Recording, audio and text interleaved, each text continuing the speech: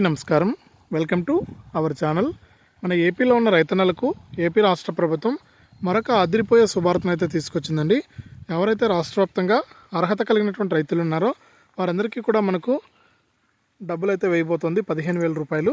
ఇక ఈ డబ్బులు జమ కావాలంటే ఇప్పటికే రైతులు రైతు భరోసా కేంద్రాల వారీగా అప్లై అనేది చేసుకుని ఉండాలి. ఇంకా ఎవరైతే అప్లై చేసుకోలేదో వారికైతే డబ్బులు అయితే రాదండి. ఇక అప్లై చేసుకున్న వారందరికీ కూడా మనకు మరొక 2 రోజుల్లో అయితే రైతుల ఖాతాల్లోకి ఈ 15,000 రూపాయలు అయితే జమ కాబోతున్నాయి ఎకరానికి. ఇక ఆ వివరాలన్నీ కూడా మనం వీడియోలోకి అయితే వెళ్ళి తెలుసుకుందాం. వీడియోను ముందుగా లైక్ చేసేయండి, తెలిసిన వాళ్ళకు షేర్ చేయండి.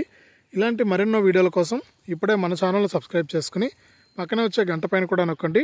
అప్పుడే ప్రతి వీడియోను కూడా మీరు మిస్ అవ్వకుండా తెలుసుకుంటారు.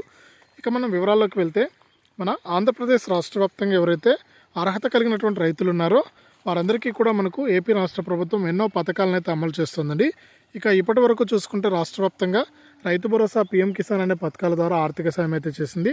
ఇక తాజాగా రైతులకు మరొకసారి మనకు ఉచిత పంటల బీమా పథకానికి సంబంధించినటువంటి డబ్బులను ఎకరానికి 15,000 రూపాయల నుంచి కూడా డబ్బులు అయితే వేయబోతుందండి. ఇక ఈ డబ్బులు అయితే మనకు గతంలో ఎవరైతే వర్షాభావ పరిస్థితుల వల్ల కానీ మిచాంగ్ తుఫాన్ ప్రభావం వల్ల కానీ ఎవరైతే పంటలు నష్టపోయారో వారందరికీ మాత్రమే ఈ డబ్బులు అనేది జమ అవుతుంది. ఈ విషయాన్ని రైతులు గమనించాలి. ఇక ఇప్పటికే రైతు భరోసా కేంద్రాల్లో ఉన్నటువంటి వ్యవసాయ సహాయకులు వారు నష్టపోయినటువంటి పంటలను అయితే అంచనా వేసి వారి యొక్క అర్హుల జాబితాలు అనేవి రైతు భరోసా కేంద్రాల్లో ఉంచడం జరిగింది. ఇక అర్హత ఉన్న ప్రతి రైతుకు కూడా ఈ డబ్బులు అయితే జమ అవుతాయని కూడా చెప్పడం జరిగింది.